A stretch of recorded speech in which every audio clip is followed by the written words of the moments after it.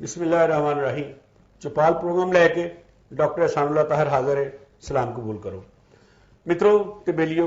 तुसां वारिस शाह ते बुल्ले शाह ते बोलियां ते अखाना ते चौपाल प्रोग्राम की छत्तर छावे सारे प्रोग्राम वेखे ते बड़े पसंद किए। तुहाडे सुनिया, तुहाडे पैगाम, तुहाडे मैसेज, तुहाडियां गल्लां साडे तक पहुंचदियां रहिंदियां ने। तुसीं ईमेल करके, मैसेज करके या अपने कमेंट्स दे के साडे प्रोग्राम नूं सराहंदे रहिंदे हो। तुहाडे वेखण दा, तुहाडे साडे नाल गलबात सांझी रखण दा बहुत शुक्रिया। साडे नाल मुहम्मद हुसनैन पट्टी होरी एक बार फिर हाजिर ने।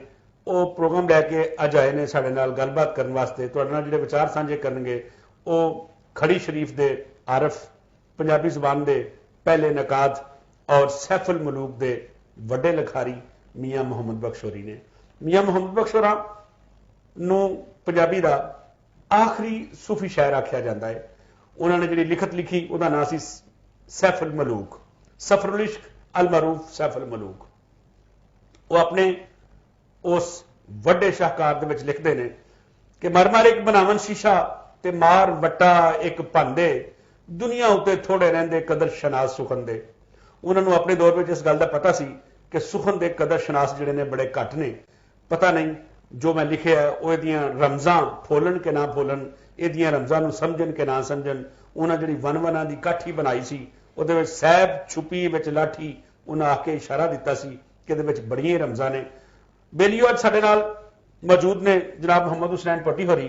पट्टी साहब, तुहाडा की ख्याल है कि वो किहड़ियां बुनियादी रमजां ने, वो किहड़ा इन्हां ने ऐसे विचार उहदे विच पेश कीते ने मुढले, जिहड़े हजे तक पंजाबी नकादां ने उस तरह बयान नहीं किए। यानी कि मियाँ मुहम्मद बख्श की सैफुल मलूक है वो मुसीबतां ते मिंबरां ते वाज़ां ते मौलवियां ते और दुखी सुखी इस तरह के शेर पढ़ने वास्ते रह गई है।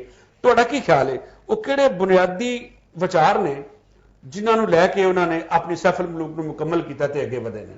अपने सुनने वाले दे नाल विचार साझे करो। जी डॉक्टर साहब, मियाँ मुहम्मद बख्श साहब रहमतुल्लाह अलैह पंजाबी जुबान दे एक महान सूफी शायर ने। जी, बड़ा वड्डा नाम है और कश्मीर तो लैके पंजाब, इंडियन पंजाब, कैनेडा, बैरूने मुल्क आप दे कलाम सुने जिथे जिथे पंजाबी सुनी पढ़ी जाती है।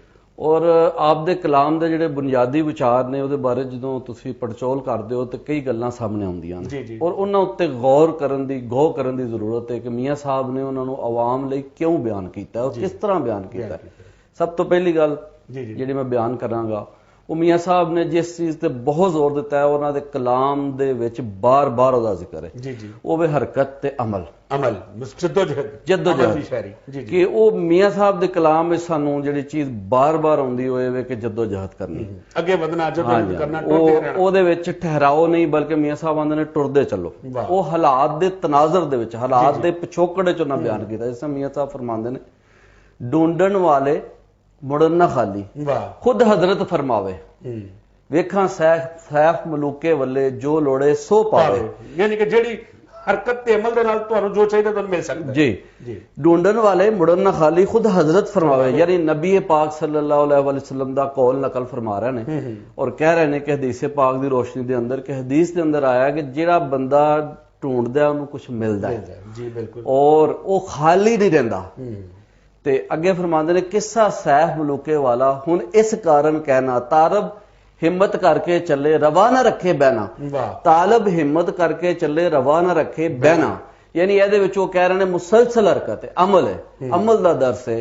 और इस तो बाद वो फरमाते ने इसे हिक्से मिसरे अंदर गर्ज किसे दी सारी, जो ढूंढे सो पावे, बाई मुफ्त नहीं पर यारी है। क्या बात है। जो लफ्ज है ना बाई मुफ्त नहीं पर यारी, ये सारे एदा आप भी फरमा रहे हैं कि सारा किस्सा इहदे गिरद घूम जाता है कि ढूंढो, अगे निकलो और वो दसते रहना अपनी लोकाई नूं, इर्द गिर्द दे लोकां नूं। ये पहला नुकता है। दूसरा नुकता है कि मियाँ साहब दे कलाम दे अंदर उन्होंने जिहड़ा हीरो वे सैफुल मलूक है, महान एक मर्दे कामल है और उदू इस तरीके नाल पेश करते हैं मियाँ साहब दे पूरे कलाम दे अंदर जिहड़ी है ना ना उम्मीदी ते शिकस्त एदा तसव्वुर ही कोई नहीं। क्या बात है। यानी शिकस्त मियाँ साहब दी सैफुल मलूक बंदे नूं ना उम्मीद नहीं करदी, मायूस नहीं करदी, ओदे अंदर कुव्वत भरदी है। वो शिकस्त ना आशना, यानी शिकस्त दा कोई सबर नहीं। खुद फरमांदे ने जल जल हार ना हारी, हिम्मत एक दिन फिर सी पासा, ਭੁੱਖਾ ਮੰਗਣ ਚੜੇ ਮੁਹੰਮਦ ਓੜਕ ओढ़क ਭਰਦਾ भरदा ਕਾਸਾ। क्या बात है जी, ਯਾਨੀ क्या बात है। ਅਖੀਰ ਫਤਿਹ,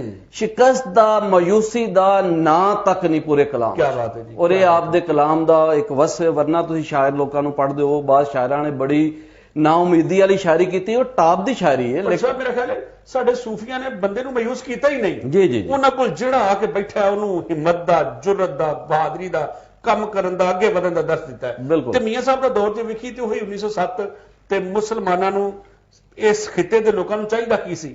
ਹਿੰਮਤ, ਜਦੋਜਹਿਦ, ਜੁਰਤ ਅੰਗਰੇਜ਼ਾਂ ਦੇ ਖਿਲਾਫ ਇੱਕ ਮੁਲਕ ਬਣਾਉਣ ਲਈ। ਤੇ ਕਿੰਨਾ ਸੋਹਣਾ ਦਰਸ ਹੈ। ਤੁਸੀਂ ਬੜੀ ਸੋਹਣੀ ਵੰਡ ਕਰਕੇ ਦੱਸਿਆ ਹੈ ਕਿ ਪਹਿਲੀ ਗੱਲ ਉਹਨਾਂ ਇਹ ਆਖੀਏ ਕਿ ਹਰਕਤ ਤੇ ਅਮਲ, ਬੰਦੇ ਨੂੰ ਹਰਕਤ ਤੇ ਅਮਲ ਦੇ ਵਿੱਚ ਰਹਿਣਾ ਚਾਹੀਦਾ ਹੈ। ਦੂਜੀ ਗੱਲ ਕਿ ਨਾ ਉਮੀਦ ਨਹੀਂ ਹੋਣਾ ਚਾਹੀਦਾ। ਸ਼ਿਕਸਤ ਨਾਸ਼ਨਾ। ਸ਼ਿਕਸਤ ਨਾਸ਼ਨਾ ਜੀ, ਬਿਲਕੁਲ।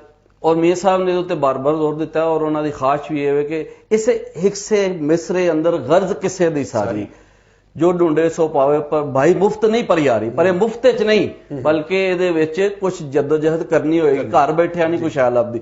ਮੀਆਂ ਸਾਹਿਬ ਦਾ ਦੌਰ ਕਿਹੜਾ ਹੈ? 1830 ਤੋਂ ਲੈ ਕੇ 1907 ਤੱਕ। ਇਹ ਉਹ ਵੇਲਾ ਹੈ ਕਿ ਜਦੋਂ ਮੀਆਂ ਸਾਹਿਬ ਨੇ 3 ਰਾਜ ਵੇਖੇ, ਸਿੱਖਾਂ ਦਾ ਰਾਜ, ਵਾਹ, ਡੋਗਰਾ ਰਾਜ, ਉਸ ਤੋਂ ਬਾਅਦ ਅੰਗਰੇਜ਼ ਰਾਜ। ਇਹ ਤਿੰਨਾਂ ਰਾਜਾਂ ਨੂੰ ਉਹਨਾਂ ਵੇਖਿਆ। ਉਹਦੇ ਵਿੱਚ ਜਿਹੜੀ ਮਾਯੂਸੀ ਫੈਲੀ ਹੋਈ ਸੀ ਮੁਸਲਮਾਨਾਂ ਦੇ ਵਿੱਚ, ਮੀਆਂ ਸਾਹਿਬ ਉਹਨੂੰ ਬਕਾਇਦਾ ਐਡਰੈਸ ਕਰ ਰਹੇ ਨੇ। ਉਹ ਸਾਰੇ ਕਲਾਮ ਵਿੱਚ ਉਹਦਾ ਦਰਸ ਹੈ। ਉਹ ਕਹਿ ਕੀ ਰਹੇ ਨੇ? ਔਰ ਇਸ ਗੱਲ ਵੱਲ ਪੜਚੋਲੀਆਂ ਦੀ ਨਜ਼ਰ ਨਹੀਂ ਗਈ ਕਿ ਮੀਆਂ ਸਾਹਿਬ ਨੇ ਸੈਫੁਲ ਮਲੂਕ ਮਾਜ਼ ਇੱਕ ਇਸ਼ਕੀਆ ਦਾਸਤਾਨ ਨਹੀਂ, ਇਹਦੇ ਅੰਦਰ ਇੱਕ ਜਿਹਾਦੀ ਆਹਰ ਹੈ। ਕੀ ਬਾਤ ਹੈ ਜੀ। ਔਰ ਵਾਰ ਤੇ ਜੰਗਨਾਮੇ ਦੀ ਤਰ੍ਹਾਂ ਉਹਨੂੰ ਬਿਆਨ ਕੀਤਾ, ਜਿਸ ਤਰ੍ਹਾਂ ਇੱਕ ਵਾਰ ਪੰਜਾਬੀ ਦੀ ਇੱਕ ਸਿਨਫੇ ਸੁਖਨ ਹੈ। ਵਾਰ ਤੇ ਜੰਗਨਾਮੇ ਲਿਖੇ ਗਏ। ਆਪ ਨੇ ਖੁਦ ਫਰਮਾਇਆ, ਬਾਤ ਮਜਾਜ਼ੀ ਰਮਜ਼ ਹਕਾਨੀ, ਵਨ ਵਨਾ ਦੀ ਕਾਠੀ, ਸਫਰੁਲ ਇਸ਼ਕ ਕਿਤਾਬ ਬਣਾਈ, ਸੈਫ ਛੁਪੀ ਵਿੱਚ ਲਾਠੀ। ਉਹਨੂੰ ਸੈਫ ਦਾ ਜਿਹੜਾ ਉਹਨਾਂ ਲਫ਼ਜ਼ ਯੂਜ਼ ਕੀਤਾ, ਦਰਅਸਲ ਤਲਵਾਰ। ਯਾਨੀ ਉਹ ਕਹਿਣਾ ਚਾਹ ਰਹੇ ਨੇ ਕਿ ਮਾਯੂਸੀ ਨਹੀਂ, ਬਲਕਿ ਮੈਂ ਇਹਦੇ ਵਿੱਚ ਤਲਵਾਰ ਨੂੰ ਛੁਪਾਇਆ ਹੋਇਆ। ਇਸ ਲਈ ਮੁਸਲਮਾਨ ਆਰ ਕਰਨ, ਜਦੋਜਹਿਦ ਕਰਨ ਤੇ ਉਹਨਾਂ ਦੀ ਮੰਜ਼ਿਲ ਨੇੜੇ ਵੇ। ਇਹਦੀ ਤਰਫ ਉਹਨਾਂ ਦੂਰ ਤਵੱਜੋ ਦਿਲਾਈ ਹੈ। ਅਗਲਾ ਜਿਹੜਾ ਉਹਨਾਂ ਦਾ ਜਿਹੜਾ ਨੁਕਤਾ ਹੈ, 3 ਨੁਕਤੇ ਹੋ ਗਏ। ਚੌਥਾ ਨੁਕਤਾ ਇਹ ਵੇ ਕਿ ਮੀਆਂ ਸਾਹਿਬ ਨੇ ਜਿਹੜੀ ਦਾਸਤਾਨ ਸੈਫੁਲ ਮਲੂਕ ਬਿਆਨ ਕੀਤੀ ਹੈ, ਉਹਦਾ ਤਲਕ ਬਯਕਤ ਵਕਤ ਜ਼ਮੀਨ ਨਾਲ ਵੀ ਹੈ ਤੇ ਆਸਮਾਨ ਨਾਲ ਵੀ ਹੈ। ਯਾਨੀ ਤਸਖੀਰ ਕਾਇਨਾਤ। ਉਹ ਤਸਖੀਰ ਕਾਇਨਾਤ ਜ਼ਮੀਨ ਤੋਂ ਸ਼ੁਰੂ ਹੁੰਦੀ ਹੈ ਤੇ ਆਸਮਾਨ ਵੱਲੇ ਟੁਰ ਜਾਂਦੇ ਨੇ। ਕਿਸ ਤਰ੍ਹਾਂ? ਇਸ ਲਈ ਕਿ ਮੀਆਂ ਸਾਹਿਬ ਕਸ਼ਮੀਰ ਵਿੱਚ ਬੈਠੇ ਨੇ, ਔਰ ਕਸ਼ਮੀਰ ਦਾ ਜਿਹੜਾ ਲਫ਼ਜ਼ ਹੈ 2 ਲਫ਼ਜ਼ਾਂ ਨਾਲ ਬਣਦਾ ਹੈ, ਕਾਸ਼ ਤੇ ਮੀਰ, ਜਿੰਨ ਤੇ ਪਰੀ ਦਾ ਮਿਲਾਪ। ਦੇਖੋ ਮੀਆਂ ਸਾਹਿਬ ਦਾ ਕਮਾਲ ਕੀ ਹੈ ਕਿ ਉਹਨਾਂ ਨੇ ਜਿੰਨ ਦੇ ਪਰੀ ਦੇ ਮਿਲਾਪ ਨੂੰ ਸਾਹਮਣੇ ਰੱਖਦਾ ਆ ਇੱਕ ਸ਼ਹਿਜ਼ਾਦੇ ਸੈਫੁਲ ਮਲੂਕ ਨੂੰ ਰਿਹਾ ਜਿਹੜਾ ਕਿ ਆਦਮਜ਼ਾਦ ਹੈ। ਉਹ ਉਸ ਨੂੰ ਅੱਗੇ ਲੈਂਦਿਆਂ ਉਹਨਾਂ ਇੱਕ ਜਿਹੜੀ ਪਰੀ ਸੀ ਬਦੀਉਲ ਜਮਾਲ, ਉਹਦੇ ਨਾਲ ਇੱਕ ਕਿੱਸਾ ਬਿਆਨ ਕਰਤਾ, ਔਰ ਬੜਾ ਸੋਹਣਾ ਕਿੱਸਾ ਬਿਆਨ ਕੀਤਾ ਹੈ, ਔਰ ਬੜਾ ਜ਼ਬਰਦਸਤ ਜਿਹੜਾ ਉਹਦਾ ਟੋਰ ਟੋਰੀ ਹੈ। ਔਰ ਦੇਖੋ ਉਹਦੇ ਵਿੱਚ ਉਹਨਾਂ ਨੇ 7 ਪੜਾਓ ਜ਼ਿਕਰ ਕੀਤੇ ਨੇ। ਯਾਨੀ ਸਾਡੀ ਗੱਲ ਜਾਰੀ ਰਹੇਗੀ। ਅਸੀਂ ਵੇਖਦੇ ਹਾਂ ਕਿ ਤੁਸੀਂ ਨਵੇਂ ਵਿਚਾਰ ਜਿਹੜੇ ਨੇ ਉਹ ਪੇਸ਼ ਕੀਤੇ ਨੇ ਕਿ ਉਹਦੇ ਵਿੱਚ ਨਾ ਉਮੀਦੀ ਨਹੀਂ, ਉਹਦੇ ਸ਼ਿਕਸਤ ਨਾਲ ਤਲਕ ਨਹੀਂ, ਉਹਦੇ ਮੁਸਲਸਲ ਜਦੋਜਹਿਦ ਹੈ। ਸਾਡੀ ਗੱਲਬਾਤ ਜਾਰੀ रहेगी। ਅਸੀਂ ਇੱਕ ਨਿੱਕਾ ਜਿਹਾ वक्फा लेने हैं, फिर हाजिर होंगे। क्या आप जानते हैं गुजरांवाला की पहचान क्या है? गुज़िश्ता सदी की दास्तान सुनाता कहकर, अखाड़ों में बबरियां डालते हुए पहलवान, मजेदार और लजीज खाके, सनत का ना रुकने वाला पहिया, नामवर अदबी शख्सियात और Rana Umar group of Services, जो यहाँ के शहरियों की 80% ग्रॉसरी की जरूरियात पूरी कर रहा है। यही नहीं बल्कि बेकरी की दुनिया में भी यह नाम लज्जत और मयार की पहचान है, जो इंतहाई कम कीमत पर बेकरी की मसनूआत शहरियों को फराहम कर रहा है, और शहरियों की जानब से भी भरपूर एतमाद का इजहार किया जाता है, क्योंकि राना उमर बेकर्स की खसूसियत है कि मयार पर कोई समझौता नहीं। Rana Umar group of services.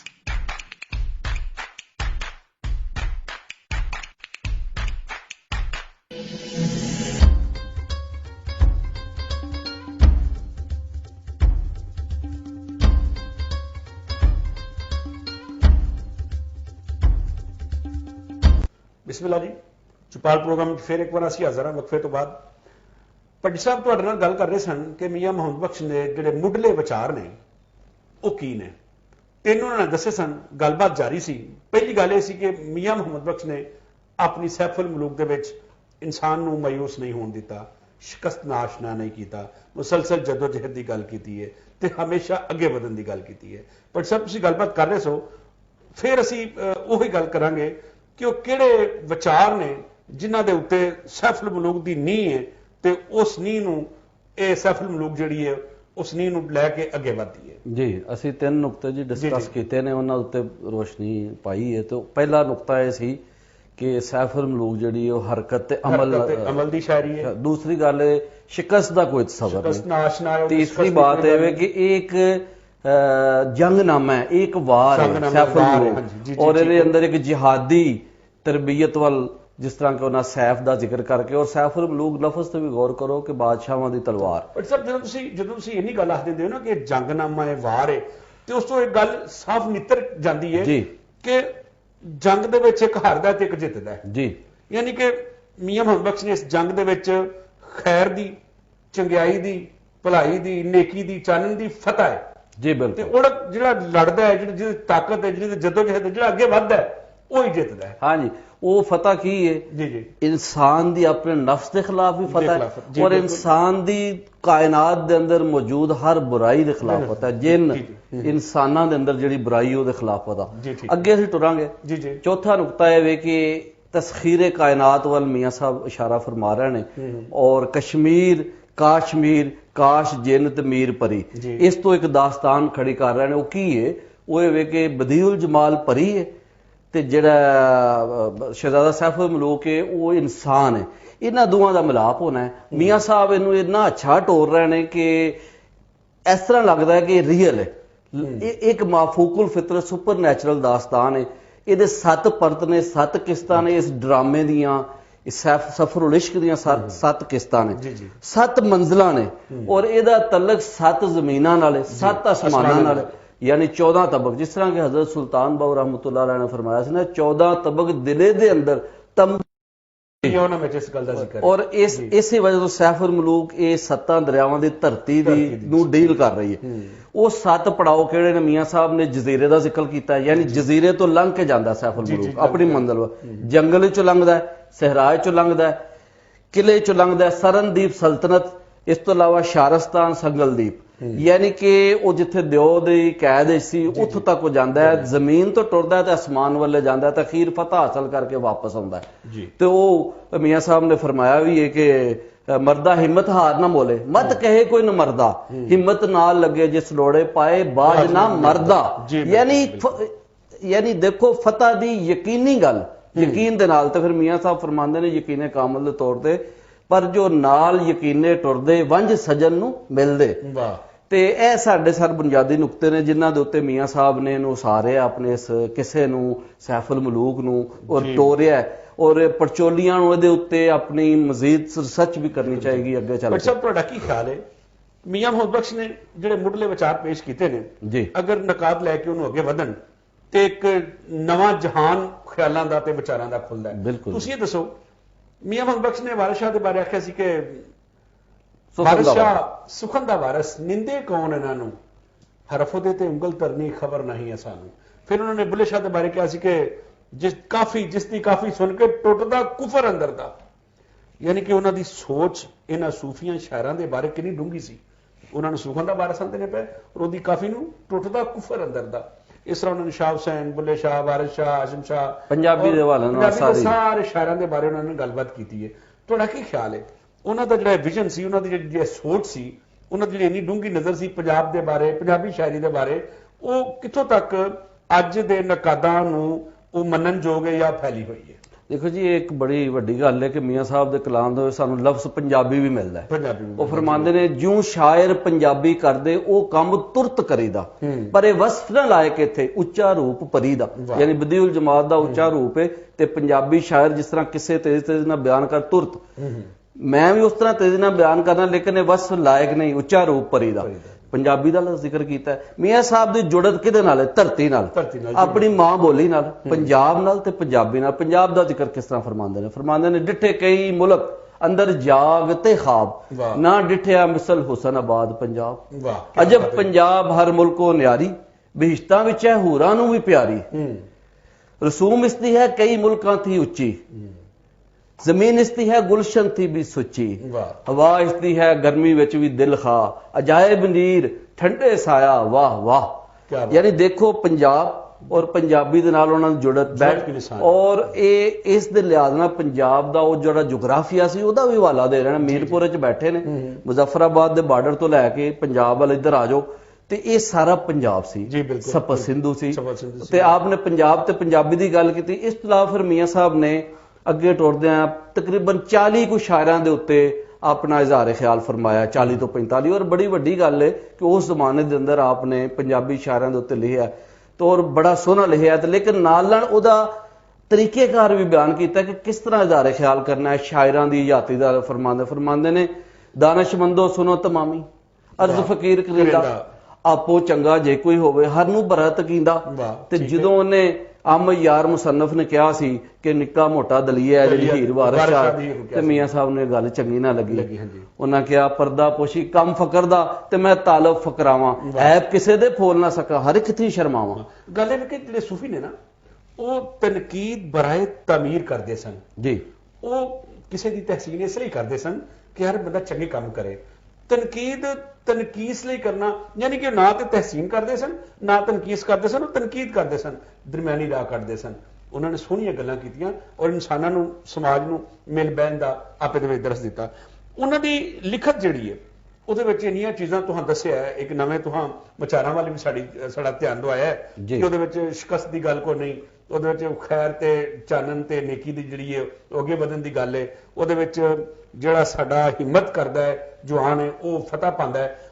ਤੁਹਾਡਾ ਕੀ ਖਿਆਲ ਹੈ ਕਿ ਜਿਵੇਂ ਆਖਿਆ ਜਾਂਦਾ ਹੈ ਕਿ ਅਦਬ ਜਿਹੜਾ ਹੈ ਸਮਾਜ ਤੇ ਮੁਆਸ਼ਰੇ ਤੇ ਲੋਕਾਂ ਤੇ ਅਸਰ ਛੱਡਦਾ ਹੈ, ਮੀਆਂ ਮੁਹੰਮਦ ਬਖਸ਼ ਦੀ ਸੈਫੁਲ ਮਲੂਕ ਨੇ ਅਜੋਕੇ ਸਮਾਜ ਤੇ, ਆਪਣੇ ਸਮਾਜ ਤੇ ਕੀ ਅਸਰ ਛੱਡੇ ਨੇ ਤੇ ਆਉਣ ਵਾਲੇ ਸਮੇਂ ਦੇ ਵਿੱਚ ਪੰਜਾਬੀ ਅਦਬ ਵਿੱਚ ਸਾਡੀ ਇਸ ਧਰਤੀ ਤੇ ਇਸ ਕਿਤਾਬ ਦੀ ਕੀ ਅਹਿਮੀਅਤ ਵਿਖਾਲੀ ਦਿੰਦੀ ਹੈ? ਦੇਖੋ ਜੀ, ਇਹ ਰੱਬ ਤਾਲਾ ਦੀ ਰਜ਼ਾ ਵੀ ਔਰ ਉਹਨਾਂ ਦੀ ਖਾਸ਼ ਵੀ ਸੀ। ਜਿਸ ਤਰ੍ਹਾਂ ਉਹਨਾਂ ਫਰਮਾਇਆ ਕਿ ਧਰਤੀ ਦੇ ਵਿੱਚ ਉਹਨਾਂ ਦਾ ਕਲਾਮ ਮਸ਼ਹੂਰ ਹੋਇਆ। ਉਹਨਾਂ ਫਰਮਾਇਆ ਬਾਲ ਚਰਾਗ ਇਸ਼ਕ ਦਾ ਮੇਰਾ, ਕੀ ਬਾਤ ਹੈ, ਇਸ਼ਕ ਦਾ ਮੇਰਾ ਰੋਸ਼ਨ ਕਰਦੇ ਸੀਨਾ, ਦਿਲ ਦੇ ਦੀਵੇ ਦੀ ਰੋਸ਼ਨਾਈ ਜਾਵੇ ਵਿੱਚ ਜ਼ਮੀਨਾਂ, ਜਾਵੇ ਵਿੱਚ ਜ਼ਮੀਨਾਂ। ਤੇ ਜ਼ਮੀਨਾਂ ਦੇ ਅੰਦਰ ਗਈ। ਹਾਂਜੀ, ਦੇਖੋ ਨਾ ਮੀਰਪੁਰ 'ਚ ਬੈਠੇ ਨੇ, ਪੰਜਾਬ ਵਿੱਚ ਉਹਨਾਂ ਇਸ ਸਾਈਡ ਤੇ ਵੀ ਜ਼ਿਕਰ ਹੋ ਰਿਹਾ, ਮਸ਼ਰਕੀ ਪੰਜਾਬ ਦੇ ਅੰਦਰ ਵੀ, ਮਗਰਬੀ ਪੰਜਾਬ ਦੇ ਅੰਦਰ ਵੀ, ਜਨੂਬੀ ਪੰਜਾਬ ਦੇ ਅੰਦਰ ਵੀ, ਸ਼ਮਾਲੀ ਪੰਜਾਬ ਦੇ ਅੰਦਰ ਵੀ। ਕੋਈ ਖਿੱਤਾ ਐਸਾ ਨਹੀਂ, ਪੋਠੋਹਾਰ ਦੇ ਖਿੱਤੇ ਦੇ ਅੰਦਰ ਵੀ, ਹਿੰਦਕੋ ਬੋਲਣ ਵਾਲੇ ਵੀ ਮੀਆਂ ਸਾਹਿਬ ਦਾ ਕਲਾਮ ਬੜਾ ਸੁਣਦੇ ਨੇ ਤੇ ਇੱਥੇ ਵੀ ਸੁਣਿਆ ਜਾ ਰਿਹਾ, ਸੈਂਟਰਲ ਪੰਜਾਬ ਦੇ ਅੰਦਰ ਵੀ। ਔਰ ਉਹਨਾਂ ਦਾ ਇੱਕ ਕਮਾਲ ਹੈ ਕਿ ਆਪ ਦੇ ਅਸਰ ਅੰਗੇਜ਼ੀ ਇੰਨੀ ਹੈ ਕਿ ਆਪ ਦੇ ਅਸ਼ਾਰ ਲੋਕਾਂ ਨੂੰ, ਆਮ ਬੰਦੇ ਨੂੰ ਜ਼ਬਾਨੀ ਯਾਦ ਨੇ ਔਰ ਜ਼ਬਾਨੇ ਜ਼ਦੇ ਖਾਸੋ ਆਮ ਨੇ। ਜਿਸ ਤਰ੍ਹਾਂ ਕੋ ਫਰਮਾਉਂਦੇ ਨੇ, ਸਹਿ ਸਹਿ ਜੋੜ ਸੰਗਤ ਦੇ ਵੇਖੇ ਆਖਰ ਵਿਥਾਂ ਪਈਆਂ, ਜਿਨ੍ਹਾਂ ਬਾਝੋਂ ਇੱਕ ਪਲ ਨਹੀਂ ਸੀ ਲੰਘਦਾ, ਅੱਜ ਸ਼ਕਲਾਂ ਯਾਦ ਨਾ ਰਹੀਆਂ। ਤੇ ਇਸ ਤਰ੍ਹਾਂ ਉਹਨਾਂ ਦੀ ਸ਼ਾਇਰੀ ਜਿਹੜੀ ਹੈ ਨਾ ਲੋਕਾਂ 'ਚ ਮਕਬੂਲ ਹੋਈ। ਤੇ ਜਿਸ ਤਰ੍ਹਾਂ ਬਟ ਸਭ ਗੱਲ ਇਹ ਕਿ ਜਿਹੜੀ ਗੱਲ ਇਸ਼ਕ ਦੀ ਬੁਨਿਆਦ ਤੇ ਕੀਤੀ ਜਾਵੇ, ਸੱਚਾਈ ਦੀ ਬੁਨਿਆਦ ਤੇ ਕੀਤੀ ਜਾਵੇ, ਨੇਕੀ ਚਾਨਣ ਫਲਾਹ ਤੇ ਆਵਾਮ ਦੀ, ਸਮਾਜ ਦੀ ਭਲੇ ਲਈ ਕੀਤੀ ਜਾਵੇ, ਉਸ ਗੱਲ 'ਚ ਜ਼ੋਰ ਹੁੰਦਾ ਹੈ, ਉਸ ਗੱਲ 'ਚ ਜਾਨ ਹੁੰਦੀ ਹੈ। ਸਾਡੇ ਜਿੰਨੇ ਵੀ ਸੂਫੀ ਸ਼ਾਇਰ ਸਨ ਉਹਨਾਂ ਨੇ ਇਸ਼ਕ ਦੀ ਬੁਨਿਆਦ ਤੇ ਗੱਲ ਕੀਤੀ ਹੈ ਤੇ ਇਸ਼ਕ ਹੀ ਹੈ ਅੱਗੇ ਵਧਣ ਦਾ ਨਾਂ ਹੈ, ਨਵਿਆਂ ਜਹਾਨਾਂ ਦੀ ਤਲਾਸ਼ ਹੈ, ਨਵਿਆਂ ਵਿਚਾਰਾਂ ਦੇ ਨਾਲ ਲੋਕਾਂ ਦੀ ਸਾਂਝ ਦੀ ਗੱਲ ਹੈ। ਸਾਡੀ ਗੱਲਬਾਤ ਜਾਰੀ रहेगी, एक निका जिहा वक्फा लेते हैं। क्या आप जानते हैं गुजरांवाला की पहचान क्या है? गुज़िश्ता सदी की दास्तान सुनाता कहकर, अखाड़ों में बबरियां डालते हुए पहलवान, मजेदार और लजीज खाके, सनत का ना रुकने वाला पहिया, नामवर अदबी शख्सियात और Rana Umar group of Services, जो यहाँ के शहरियों की 80% ग्रॉसरी की जरूरियात पूरी कर रहा है। यही नहीं बल्कि बेकरी की दुनिया में भी यह नाम लज्जत और मयार की पहचान है, जो इंतहाई कम कीमत पर बेकरी की मसनूआत शहरियों को फराहम कर रहा है और शहरियों की जानब से भी भरपूर एतमाद का इजहार किया जाता है, क्योंकि राना उमर बेकर्स की खसूसियत है कि मयार पर कोई समझौता नहीं। Rana Umar group of services.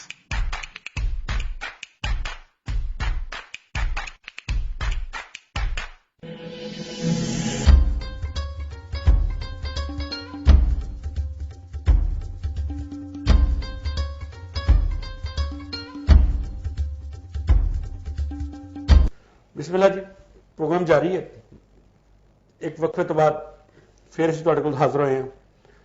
ਪਰ ਸਭ ਗੱਲ ਇਹ ਵੇ ਕਿ ਮੀਆਂ ਮੁਹੰਮਦ ਬਖਸ਼ ਹੋਰਾਂ ਨੇ ਆਪਣੀ ਕਿਤਾਬ ਦੇ ਵਿੱਚ ਮੁੱਢਲੇ ਵਿਚਾਰ ਜਿਹੜੇ ਪੇਸ਼ ਕੀਤੇ, ਉਹ ਉਹਨਾਂ ਦੱਸਿਆ ਕਿ ਜਦੋਂ ਜਿਹਦੇ ਸ਼ਿਕਸਤ ਕੋ ਨਹੀਂ, ਅੱਗੇ ਵਧਣਾ ਹੈ ਤੇ ਮੁਸਲਸਲ ਜਿਹੜਾ ਉਹ ਅੱਗੇ ਵਧਣ ਤੇ ਕੁਵਤ ਤੇ ਹਿੰਮਤ ਦੀ ਗੱਲ ਦੱਸੀ ਉਹਨਾਂ ਨੇ। ਸੈਫ ਛੁਪੀ ਵਿੱਚ ਲਾਠੀ, ਯਾਨੀ ਕਿ ਉਹਨਾਂ ਨੇ ਸੈਫ ਦੀ, ਤਲਵਾਰ ਦੀ ਗੱਲ ਕੀਤੀ ਤੇ ਤਲਵਾਰ ਹਮੇਸ਼ਾ ਬਹਾਦਰਾਂ ਦੇ ਹੱਥ ਵਿੱਚ ਹੁੰਦੀ ਹੈ, ਉਹਨਾਂ ਲੋਕਾਂ ਦੇ ਹੱਥ ਵਿੱਚ ਹੁੰਦੀ ਹੈ ਜਿਹੜੇ ਕਿਸੇ ਮੰਜ਼ਿਲ ਤੇ ਜਿਨ੍ਹਾਂ ਪੁੱਗਣਾ ਹੋਵੇ ਤੇ ਉਹ ਰਾਹ ਵਿੱਚ ਆਉਣ ਵਾਲੇ ਹਰ ਜ਼ਾਲਮ ਤੇ ਹਰ ਹਨੇਰੇ ਨੂੰ ਖਤਮ ਕਰ ਦਿੰਦੇ ਨੇ। ਤੁਹਾਡਾ ਕੀ ਖਿਆਲ ਹੈ ਕਿ ਮੀਆਂ ਮੁਹੰਮਦ ਬਖਸ਼ ਨੇ ਆਪਣੀ ਇਸ ਸੈਫੁਲ ਮਲੂਕ ਦੇ ਵਿੱਚ ਜਿਹੜਾ ਮੁੱਢਲਾ ਸੁਨੇਹਾ ਦਿੱਤਾ ਹੈ ਉਹ ਕਿਸੇ ਇਸਲਾਮੀ ਰਿਆਸਤ ਦਾ ਹੈ, ਉਹ ਕਿਸੇ ਐਸੀ ਰਿਆਸਤ ਦਾ ਨਜ਼ਰ ਆਉਂਦਾ ਹੈ ਕਿ ਜਿਹਦੇ ਉਹਨਾਂ ਨੇ ਕੁਝ ਅਸੂਲ ਦੱਸੇ ਹੋਣ? ਤੁਸੀਂ ਆਪਣੇ ਸੁਣਨ ਵਾਲੇ ਨਾਲ ਕਿਹੜੇ ਵਿਚਾਰ ਸਾਂਝੇ ਕਰੋ? ਜੀ ਡਾਕਟਰ ਸਾਹਿਬ, ਪਹਿਲੀ ਗੱਲ ਹੈ ਜੀ ਮੀਆਂ ਮੁਹੰਮਦ ਬਖਸ਼ ਸਾਹਿਬ ਰਹਿਮਤੁल्लाह ਅਲੈਹ ਦੀ ਸੈਫੁਲ ਮਲੂਕ ਨੂੰ ਮੁੱਢ ਤੋਂ ਲੈ ਕੇ ਅਖੀਰ ਤੱਕ ਪੜ੍ਹਦੇ ਜਾਓ ਜੀ ਜੀ। ਤੇ ਅਖੀਰ ਉਹਦਾ ਕਿੱਥੇ ਵੇ? ਅਖੀਰ ਉੱਥੇ ਰਿਆਸਤ ਦਾ ਕਿਆਮ ਹੈ। ਠੀਕ ਹੈ। ਉਹ ਰਿਆਸਤ ਕਿਹੜੀ? ਉਹ ਇਸਲਾਮੀ ਰਿਆਸਤ ਹੈ। ਇਸਲਾਮੀ ਰਿਆਸਤ ਉਹਦਾ ਦਸਤੂਰ ਸ਼ੁਰੂ ਤੋਂ ਹੀ ਮੀਆਂ ਸਾਹਿਬ ਨੇ ਕਿਸੇ ਦੇ ਸ਼ੁਰੂ 'ਚ ਬਿਆਨ ਕਰ ਦਿੱਤਾ। ਉਹ ਫਰਮਾਇਆ ਕਿ ਇਹ ਬੰਦਾ ਜਿਹੜਾ ਸੈਫੁਲ ਮਲੂਕ ਟੁਰ ਪਿਆ ਤੇ ਕਾਮਯਾਬੀ ਇਹ ਲਵੇਗਾ, ਮਗਰ ਉਸ ਕਾਮਯਾਬੀ ਲਈ ਦਸਤੂਰ ਕੀ ਹੈ? ਜੀ। ਰਸਤਾ ਛੋੜ ਨਬੀ ਦਾ ਟੁਰਿਆ ਕੋਈ ਨਾ ਮੰਜ਼ਿਲ ਪੁੱਗਦਾ, ਵਾਹ। ਜੇ ਲੱਖ ਮਿਹਨਤ ਐਵੇਂ ਕਰੀਏ ਕਲਰ ਕੋਲ ਨਾ ਉਗਦਾ। ਇਹ ਦਸਤੂਰ ਉਲਮਾ ਪਹਿਲਾ ਰਾਹ ਉਹਨਾਂ ਇਹ ਦੱਸ ਦਿੱਤਾ ਕਿ ਜਿਹੜਾ ਇਸ ਮੰਜ਼ਿਲ ਤੇ ਪੁੱਗਣ ਵਾਲਾ ਹੈ, ਜਿਹੜਾ ਇਸ ਰਾਹ ਤੇ ਟੁਰਨ ਵਾਲਾ ਹੈ, ਉਹਨੂੰ ਨਬੀ ਦੇ ਰਾਹ ਤੇ ਟੁਰਨਾ ਪਏਗਾ। ਬਿਲਕੁਲ। ਜਿਹੜਾ ਰਾਹ ਛੱਡ ਕੇ ਟੁਰੇਗਾ ਉਹ ਚਾਨਣ ਤੱਕ ਨਹੀਂ ਅਪੜੇਗਾ, ਮੰਜ਼ਿਲ ਤੱਕ ਨਹੀਂ ਅਪੜੇਗਾ। ਉਸ ਤੋਂ ਅੱਡ ਕੋਈ ਕਾਮਯਾਬੀ ਕੋਈ ਨਹੀਂ। ਕੰਮ ਨਹੀਂ। ਜੀ ਠੀਕ ਹੈ। ਤੇ ਜਦੋਂ ਸੈਫੁਲ ਮਲੂਕ ਕਾਮਯਾਬ ਹੋ ਕੇ ਆ ਜਾਂਦਾ ਹੈ, ਉਹ 7 ਪਰਤਾਂ ਤੋਂ ਬਾਅਦ 7 ਪੜਾਓ ਤੋਂ ਬਾਅਦ ਫਤਹ ਹਾਸਲ ਕਰਦਾ ਹੈ ਤਾਂ ਆਪਣੀ ਹੁਕੂਮਤ ਕਾਇਮ ਕਰ ਲੈਂਦਾ ਹੈ। तो करदा की है जी। तो मियां साहब फरमाते ने कि किस्सा सारा दे इशारा जे कोई वेखन हारा समझन हारा कहनू जाहिर करी मुहम्मद भेद न्यारा जी। यानी इस किस्से दी एक कलामती सी जिथे पिछे जिहदे पिछे एक भेद छुपया होया जी जी। और रियासत दे क्याम ते आके ओदा नतीजा निकलदा है। तो रियासत की है शहजादा सैफुल मलूक जिसने उस रियासत दा हाकम बन गया, अपनी मंजिल ते पहुंच जाता है। ठीक है। वो अपनी कुर्सी ते बह जाता है। करदा की है जुल्म सितम ता जिसने पट गवाया, जिसने तुखम जमीनों आलम उत्ते दीवा बलिया सिद्क इस्लामो यकीनो। यानी रियासत और दीन दे ताल्लुक नूं मियां साहब बयान कर रहे हैं कि इस्लामी तालीमात दी उत्थे आ गई, सारी आ गई, चानन आ गया, आग ही आ गई, चानन आ गया। और जो चानन फैलिया वो की सी? आलम उत्ते दीवा बलिया सिद्क इस्लामो यकीनो। और मियां साहब सिर्फ ये नहीं कि पंजाब की गल कर रहे, वो कह रहे हैं जी पंजाब की रियासत कायम हो रही है, इसका चानन आलम उत्ते चलेगा, क्योंकि वो नूर आलमगीर नूर है, आफाकी गल है। तो मियां साहब फिर उस रियासत के वास्ते दो चीज़ां बुनियादी बयान करते हैं। एक तो यह कि अदल, फिर वो शेरां च बयान भी करते हैं। दूसरी चीज़ फलाह आम यानी तलीम का निज़ाम, और दूसरा दानश्वरां की कदर। अदल किस तरह का होना चाहिए? मियां साहब फरमांदे ने करदा अदल इंसाफ शहजादा खल्क मुरादा तके सख्त सजा तनबीहां लैंदे जालम चोर उचक्के। ते जालम चोर उचक्कियां नूं जो जजा और सजा का निज़ाम कायम होएगा तो मुआशरे दे अंदर वसेब दे अंदर अमन होएगा, सुकून होएगा। मियां साहब उस तरफ इशारा फरमा रहे। किधरे भी किसी भी समाज में उदों तक चानन रोशनी सुकून ते अमन नहीं हो सकता ਜਦੋਂ तक तुसी ਜ਼ਾਲਮ ਨੂੰ, ਚੋਰ ਨੂੰ, ਉਚੱਕੇ ਨੂੰ, ਭੈੜੇ ਨੂੰ, ਬੁਰੇ ਨੂੰ ਉਹਦੀ ਬੁਰਾਈ ਦੀ ਸਜ਼ਾ ਨਹੀਂ ਮਿਲੇਗੀ। ਤੇ ਮੀਆਂ ਮੁਹੰਮਦ ਬਖਸ਼ ਨੇ ਬੜੇ ਸੋਹਣੇ ਤਰੀਕੇ ਨਾਲ ਗੱਲ ਕੀਤੀ ਕਿ ਜਦੋਂ ਉਹਨੇ ਜ਼ੁਲਮ ਦਾ ਖਾਤਮਾ ਕਰ ਦਿੱਤਾ, ਉਹਨੇ ਉੱਥੇ ਚਾਨਣ ਕਰ ਦਿੱਤਾ, ਇਸਲਾਮ ਤੇ ਯਕੀਨ ਤੇ ਸਿਦਕ ਦੀ ਇੱਕ ਜਿਹੜੀ ਹੈ ਰੋਸ਼ਨੀ ਜਿਹੜੀ ਉੱਥੇ ਵਧਾ ਦਿੱਤੀ ਤੇ ਚੋਰਾਂ ਉਚੱਕਿਆਂ ਨੂੰ ਸਜ਼ਾਵਾਂ ਮਿਲਣ ਲੱਗ ਪਈ। ਜੀ ਜੀ। ਤੇ ਉਹਦਾ ਨਤੀਜਾ ਕੀ ਹੋਇਆ? ਜਦੋਂ ਅਦਲ ਦਾ ਨਿਜ਼ਾਮ ਦਾ ਨਤੀਜਾ ਹੋਇਆ ਕਿ ਮੈਲੀ ਨਜ਼ਰੇ ਵੇਖ ਨਾ ਸਕੇ ਬਾਜ਼ ਕਬੂਤਰ ਤਾਈਂ। ਵਾਹ ਕੀ ਬਾਤ ਹੈ ਜੀ। ਤੇ ਪਤਨ ਤੇ ਰਲ ਪਾਣੀ ਪੀਂਦੇ ਸ਼ੇਰ ਬੱਬਰ ਤੇ ਗਾਈ। ਠੀਕ ਹੈ। कि इन्ना अच्छा निजाम आ गया कि एक शेर को गां भी नहीं सी डरदी।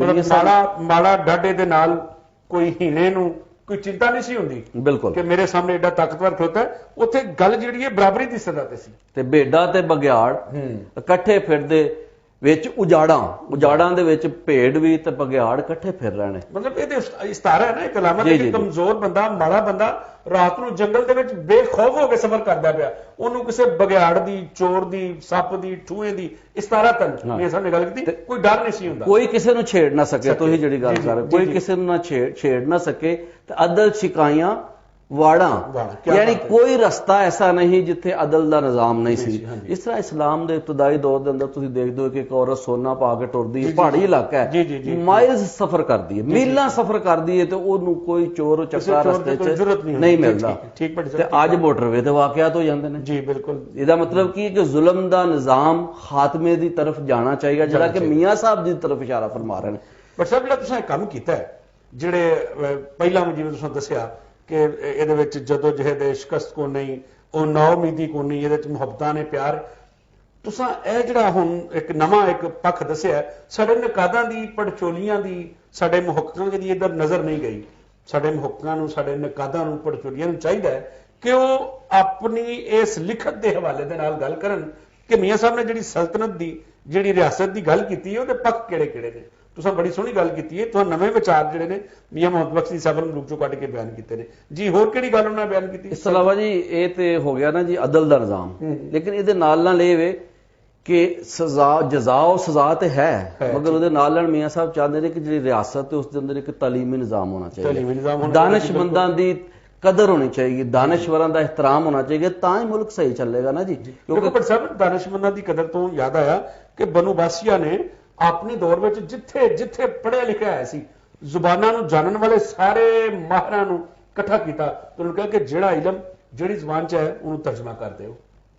ਯਾਨੀ ਕਿ ਅਹਲੇ ਇਲਮ ਨੂੰ, ਦਾਨਿਸ਼ ਵਾਲਿਆਂ ਨੂੰ, ਅਕਲਮੰਦਾਂ ਨੂੰ ਲੱਭ ਕੇ ਇਕੱਠਾ ਕਰ ਦਿੱਤਾ। ਉਹਨੂੰ ਆਖਿਆ ਤੁਸੀਂ ਹੁਣ ਸਾਰੇ ਜਹਾਨਾਂ ਦੀਆਂ ਇਲਮਾਂ ਦੀਆਂ ਕਿਤਾਬਾਂ ਨੂੰ ਕਨਵਰਟ ਕਰੋ, ਆਪਣੀ ਜ਼ਬਾਨ ਵਿੱਚ ਤਬਦੀਲ ਕਰ ਦਿਓ। ਜੋ ਸੈਫੁਲ ਮਲੂਕ ਹਾਕਮ ਦੇ ਤੌਰ ਤੇ ਕੀ ਕਰਦਾ ਹੈ, ਮੀਆਂ ਸਾਹਿਬ ਉਹਦੀ ਫਲਾਹੀ ਰਿਆਸਤ ਦੱਸਦੇ ਨੇ, ਇਸਲਾਮੀ ਫਲਾਹੀ ਰਿਆਸਤ, ਜਿਸ ਜਿਸ ਕੰਮ ਦੇ ਲਾਇਕ ਕੋਈ ਤਿਸ ਤਿਸ ਕੰਮ ਤੇ ਲਾਇਆ, ਜਿਸ ਜਿਸ ਕੰਮ ਤੇ ਲਾਇਕ ਕੋਈ ਤਿਸ ਤਿਸ ਕੰਮ ਤੇ ਲਾਇਆ, ਦਾਨਿਸ਼ਮੰਦਾਂ ਲਾਇਕਦਾਰਾਂ ਪਾਇਆ, ਆਲੀ ਪਾਇਆ, ਯਾਨੀ ਉਹਨਾਂ ਦਾਨਿਸ਼ਮੰਦਾਂ ਦਾ ਰੁਤਬਾ ਆਲਾ ਹੋ ਗਿਆ। ਲੰਗਰ ਦਸਤ ਲਵਾਏ ਸ਼ਹਿਰੀ, ਰਾਹਾਂ ਵਿੱਚ ਸਬੀਲਾਂ, ਆਸਮੰਦਾਂ ਦੀ ਆਸ ਪੁਚਾਵੇ, ਬੁੱਝੇ ਸ਼ਾਹ ਦਲੀਲਾਂ। ਕਿਆ ਬਾਤ। ਯਾਨੀ ਸ਼ਾਹ ਜਿਹੜਾ ਸੀ ਉਹਨਾਂ ਦੀ ਦਲੀਲਾਂ ਨੂੰ, ਉਹਨਾਂ ਨੂੰ ਦਰਦਮੰਦਾਂ ਨੂੰ ਵੇਖ ਕੇ ਪਤਾ ਕਰ ਲੈਂਦਾ ਸੀ ਕਿ ਇਹ ਬੰਦੇ ਨੂੰ ਕੀ ਮਸਲਾ ਹੈ, ਦੁੱਖ ਕੀ। ਉਹਦਾ ਯਾਨੀ ਇਤਨੀ ਉਹਦੀ ਵਿਜ਼ਨ ਸੀ, ਉਹਦੀ ਨਜ਼ਰ ਸੀ, ਇੰਨਾ ਜ਼ੀਰਕ ਬੰਦਾ ਸੀ ਕਿ ਉਹ ਬੰਦੇ ਨੂੰ ਵੇਖ ਕੇ ਅੰਦਾਜ਼ਾ ਕਰ ਲੈਂਦਾ ਸੀ ਕਿ ਇਹਦੀ ਜ਼ਰੂਰਤ ਕੀ ਹੈ, ਫਿਰ ਉਹਦੀ ਜ਼ਰੂਰਤ ਪੂਰੀ ਕਰਦਾ। ਇਹ ਫਲਾਹੀ ਰਿਆਸਤ ਹੈ ਔਰ ਇਸਲਾਮੀ ਫਲਾਹੀ ਰਿਆਸਤ ਹੈ। ਉਸ ਦੀ ਤਰਫ ਮੀਆਂ ਸਾਹਿਬ ਇਸ਼ਾਰਾ ਫਰਮਾ ਰਹੇ ਨੇ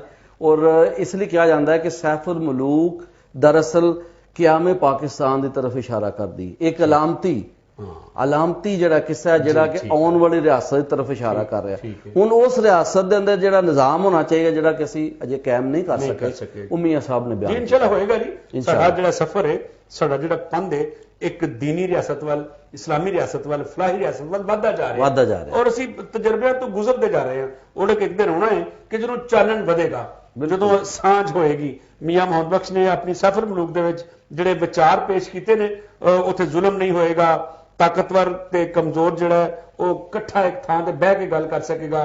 ਹਰ ਜਿਹੜਾ ਅਹਲੇ ਇਲਮ ਹੈ, ਜਿਹੜਾ ਦਾਨਿਸ਼ ਵਾਲਾ ਹੈ, ਉਹਨੂੰ ਉਹਦੀ ਦਾਨਿਸ਼ ਤੇ ਅਕਲ, ਸੋਚ ਤੇ ਫਨ ਦੇ ਮੁਤਾਬਕ ਥਾਂ ਦਿੱਤੀ ਜਾਏਗੀ। ਜਿਹੜਾ ਜਿੱਥੇ ਜਿੰਨੇ ਜੋਗਾ ਹੈ, ਜਿਹੜੇ ਕਾਬਲ ਹੈ, ਉਹਨੂੰ ਉੱਥੇ ਬਿਠਾਇਆ ਜਾਏਗਾ। ਯਾਨੀ ਕਿ ਸਿਫਾਰਸ਼ਾਂ, ਅਕਰਬਾ ਪਰਵਰੀ, ਹੋਰ ਇਹੋ ਜਿਹੀਆਂ ਚੀਜ਼ਾਂ ਜਿਹੜੀਆਂ ਖਤਮ ਹੋ ਜਾਣਗੀਆਂ।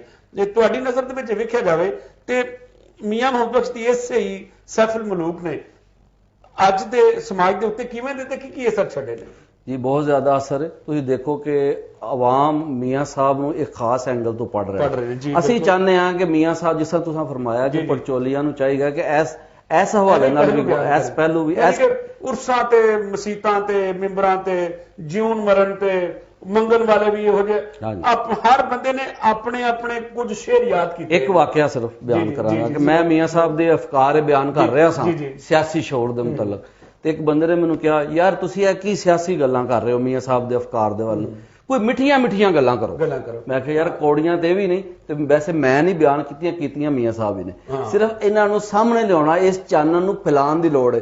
ਤੇ ਜਿਹੜੇ ਜਰਨਲ ਅਸ਼ਾਰ ਨੇ ਉਹ ਤਾਂ ਪਹਿਲੇ ਹੀ ਮਸ਼ਹੂਰ ਨੇ। ਜਿਸ ਤਰ੍ਹਾਂ ਦੇਖੋ ਨਾ, ਮੀਆਂ ਸਾਹਿਬ ਫਰਮਾਉਂਦੇ ਨੇ, ਗਈ ਜਵਾਨੀ ਆਇਆ ਬੁਢਾਪਾ, ਜਾਗ ਪਈਆਂ ਸਭ ਹੁਣ ਕਿਸ ਕੰਮ ਮੁਹੰਮਦ ਬਖਸ਼ਾ, ਸੌਂ ਜੋ ਐਨ ਤੇ ਹਰੀੜਾ। ਉਹ ਚਾਹੁੰਦੇ ਵੀ ਇਹ ਸ਼ੇਰ ਬਿਆਨ ਕੀਤਾ ਜਾਵੇ, ਉਹ ਦੁਖੀਏ ਨੂੰ ਕੀ ਸਾਰ ਖਬਰ ਦੀ, ਤੇ ਉਹ ਚਾਹੁੰਦੇ ਹੀ ਨੇ ਕਿ ਜਿਸ ਦਿਲ ਅੰਦਰ ਇਸ਼ਕ ਨਾ ਰਚਿਆ, ਕੁੱਤੇ ਉਸਦੀ ਚੰਗੇ ਖਾਮਨ ਦੇ ਦਰ ਰਾਖੀ ਕਰਦੇ, ਸਾਵਰ ਭੁੱਖੇ ਨੰਗੇ। ਯਾਨੀ ਕਿ ਉਹਨਾਂ ਨੂੰ ਇਸ਼ਕ ਦੀ ਗੱਲ ਸੁਣਾਈ ਜਾਏ, ਉਹ ਹਾਲਾਂਕਿ ਇਸ਼ਕ ਦੇ ਨੇੜੇ ਵੀ ਨਹੀਂ ਪੁੱਜੇ ਹੁੰਦੇ ਤੇ ਇਸ਼ਕ ਦੀ ਹਕੀਕਤ ਨੂੰ ਵੀ ਨਹੀਂ ਜਾਣਦੇ। ਇਸ਼ਕ ਦੀ ਇੰਤਹਾ ਕੀ ਹੈ?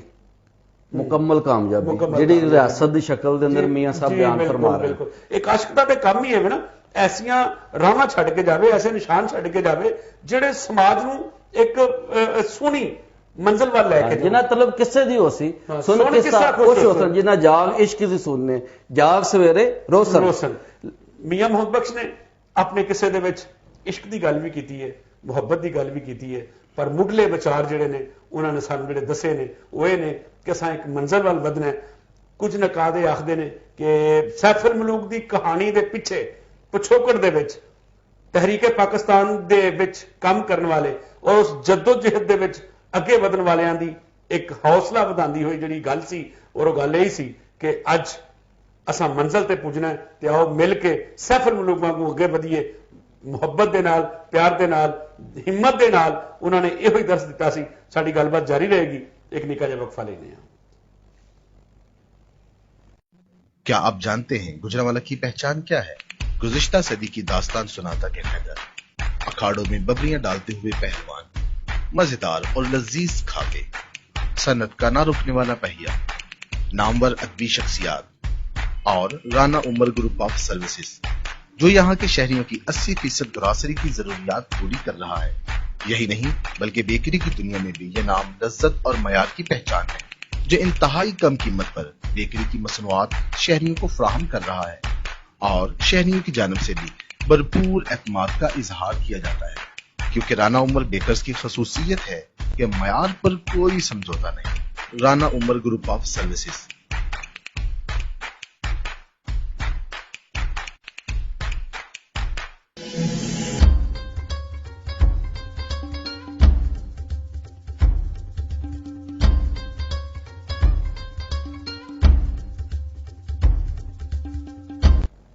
जपाल विच एक बार फिर जी आए नूं जी। ਅਸੀਂ ਗੱਲ ਕਰ ਰਹੇ ਹਾਂ ਮੀਆਂ ਮੁਹੰਮਦ ਬਖਸ਼ ਦੇ ਵਿਚਾਰਾਂ ਤੇ, ਉਹਨਾਂ ਦੀ ਸੈਫੁਲ ਮਲੂਕ ਤੇ।